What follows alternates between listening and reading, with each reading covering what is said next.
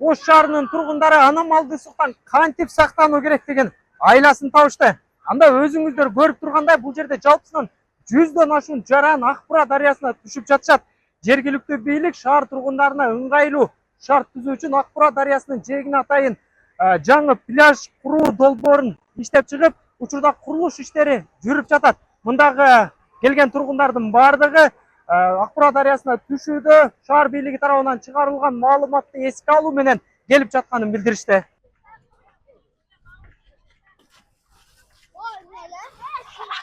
Деген менен шаар бийлиги аталган аймакка азырынча расмий түрдө пляж макамы бериле электигин билдирди. Анда өзгөчө кырдаалдар министрлигинен уруксаат алынгандан кийин гана долбоор толук ишке ашырылат. Учурда суунун жээгине атайын кум төгүлүп, жарандардын эс алуусу үчүн ыңгайлуу шарттар түзүлүүдө. Ошол эле учурда курулуш иштери толук аяктай элек болгондуктан эртеңден тарта аймак тосулуп, жарандардын кирүүсүнө убактылуу тыюу салынат. Бул жерге пляж деген макам бериле элек пока. Себеби өзүңүздөр баарыбызга белгилүү болгондой, бул Акбура дарыясы сууга түшүүгө кооптуу суу болгондуктан азыркы учурда тиешелүү мекемелерден бир кандайдыр бир уруксат алуу жагынан макулдашуу иштери жүрүп аткан.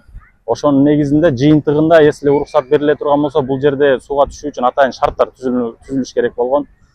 Бирок бар жок ошого окшогон жумуштар бул макулдашуунун жыйынтыгы менен болуш керек.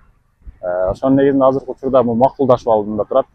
Эгер бул жерде таптакыр уруксат берилбесе, биз бул жерди четин толук түрдө тособуз. Бул жака келгендердин басымдуу бөлүгү аймак тууралуу маалыматты социалдык тармактардан алышкан.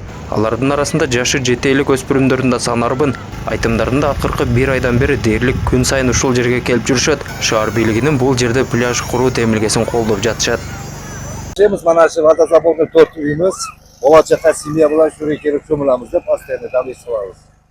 Бизге окат да, келген үчүн катта рахмат жок. Мына жерде пляж кылган туурабы турабы? Турады, конечно. Үчүн.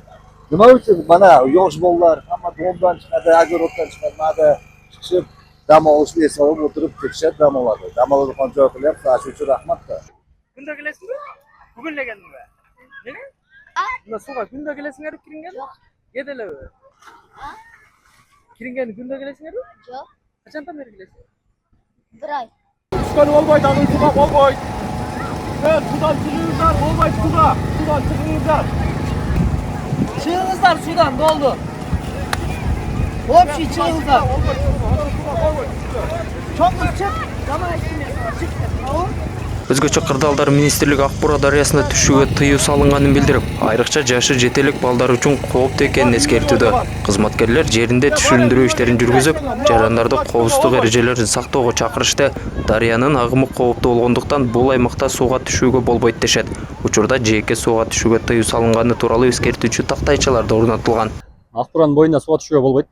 Биз аны дайым эскертебиз. Тыюу салынган жерлерге жана тыюу салынган табличкаларды илебиз.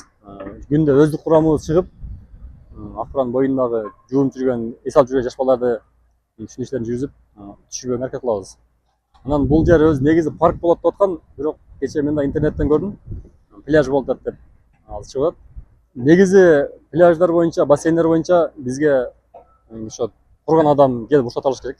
Бизде бул пляж боюнча уруксат алынган жок, эч биринен келген жок. Кыргыз гидрометинин маалыматына алайык, 27-июлдан 3-августка чейин өлкө аймагында аба ырайы кайрадан кескин ысып, Ош шаарында +40 градуска чейин жетет. Толбай Бурканбеков, Тейит Тилебалдиев, Ош ТВ жаңылыктары.